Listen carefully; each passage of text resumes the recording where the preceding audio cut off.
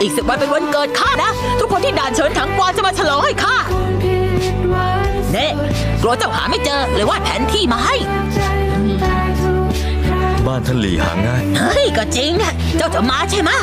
ข้าอะไรคนอื่นไม่มาข้าไม่สนแต่เจ้าไม่มาไม่ได้นะทำไมอ่ะเพราะเจ้าเป็นเพื่อนคนเดียวของข้านี่นะเจ้าก็เป็นเพื่อนคนเดียวของข้าข้าแค่อยากให้เจ้ามางานวันเกิดของข้าจังสิบันเป็นวันเกิดข้านะวันกูก็ที่หลานเชิญทางกวางเตมาส่งเส